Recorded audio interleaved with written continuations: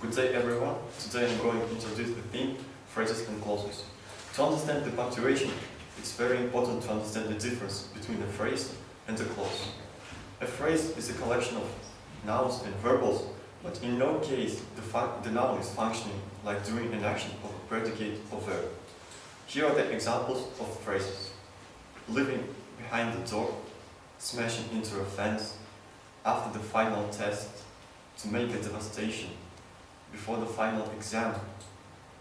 In these phrases you can find nouns: dog, test, devastation, fence, etc. The phrase has a difference from the clause in this case that the clauses in the clauses, the verbs are functioning and nouns are making the action. In these phrases you can find some verbals, for example, living and smashing, but in no case the noun is functioning as a doer of an action. A clause is a collection of nouns and verbs, and in this case the noun is functioning as an action. In this case the noun is doing an action. For example, I despise people of low character. Aptech Simpson is uglier than a rabbit raccoon. Since the final exam passed, leaving all the good behind. In these clauses you can see two kinds of clauses, dependent and independent. The difference of the clause is that here we have nouns that are actually making the action. For example, I, Aptech Simpson, etc. Two kinds of clauses are independent and dependent. Independent clauses are those who can make a complete sentence with the punctuation mark. For example, I despise people of low character. Whether we put point at the end of this sentence or dot, we can get a complete sentence.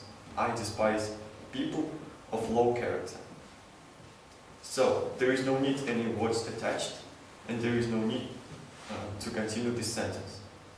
When we are talking about independent clauses, this means that this clause is dependent to the main sentence or to the main part of the sentence. For example, since she loved a distant man, or before she smiled at him. In this case, we have dependent clauses that start with dependent conjunction. For example, since and before. In this case, this means that this example, this independent clause, is not completed, and we cannot turn it into a complete sentence with adding a punctuation mark. So there is some information that is needed to be followed or pre-follow this sentence. And this means that when you are going to talk to your friend and start talking about independent clause, for example, you say, since she laughed at him. This means that your friend is expecting any extra information to complete this sentence. This is all about phrases and clauses. Thank you all.